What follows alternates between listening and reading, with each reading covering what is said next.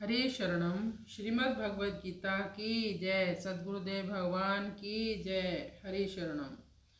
श्रीमद् भगवद गीता का दूसरा अध्याय श्लोक संख्या 28 का अभी हम पाठ करेंगे। अव्यक्तादीनि भूतानि व्यक्तमध्यानि भारत, अव्यक्तानि धनानैव तत्र का परिदेवना। अव्यक्तादीनि भूतानि व्यक्तमध्यानि भारत, अव्यक्तानि धनानैव तत्र का परिदेवना। भगवान अभी कुछ श्लोकों में आत्मा का ज्ञान समाप्त कर रहे हैं। 11वें श्लोक से भगवान देह और देही, शरीर और शरीरी के बारे में समझाने का प्रयास कर रहे हैं। भगवान कहते हैं अव्यक्तादीनि भूतानि। अदीनि कहते हैं जन्म से पहले के समय को। भूतानि यानी समस्त प्रकार के जीव जन्म से पहले अप्रकट अवस्था में होते हैं, दिखाई नहीं देते। व्यक्त मध्यानि भारत, हे भरतवंशियों में श्रेष्ठ अर्जुन, मध्यकाल में भी व्यक्त हुए हैं जैसे हम अभी व्यक्त हैं, प्रकट हुए हैं। अव्यक्ता निधना नैव, मृत्यु के बाद फिर अप्रकट हो जाते हैं। यानी आत्मा तब भी थी, बाद में भी रहेगी, हमेशा रहती है, लेकिन शरीर नहीं रहता क्योंकि आत्मा शाश्वत है। तत्र का परिदेवना, इसलिए उसके लिए क्यों शोक करते हो। यहाँ पर भगवान कह रहे हैं मान लो यदि तुम आत्मा को नहीं भी मानते हो तो जन्म से पहले तुम्हारा कोई भी अस्तित्व नहीं था, अभी दिखाई दे रहे हो, मृत्यु के बाद फिर नहीं रहोगे, तो शोक क्या करना।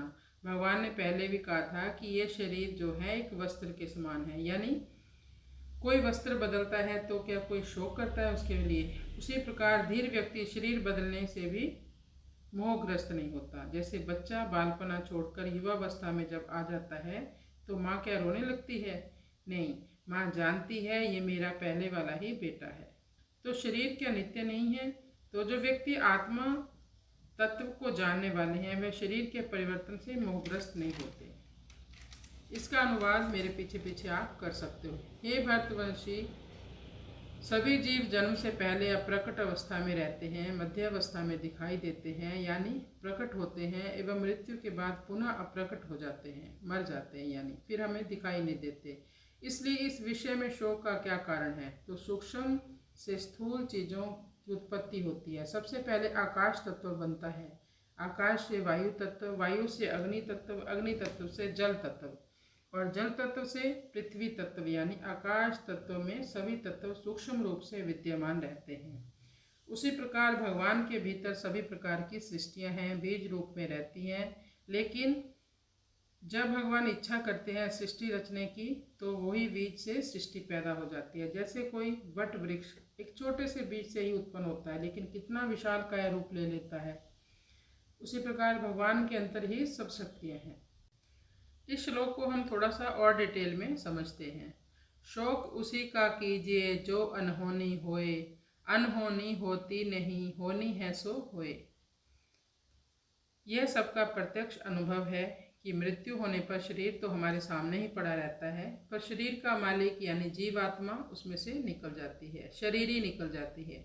अगर इस अनुभव को महत्व दें तो फिर चिंता शोक हो ही नहीं सकते। बाली के मरने पर किष्किंधा कांड में भगवान श्री रामचंद्र जी इसी अनुभव की ओर तारा का लक्ष्य कराते हैं, तारा को समझाते हैं।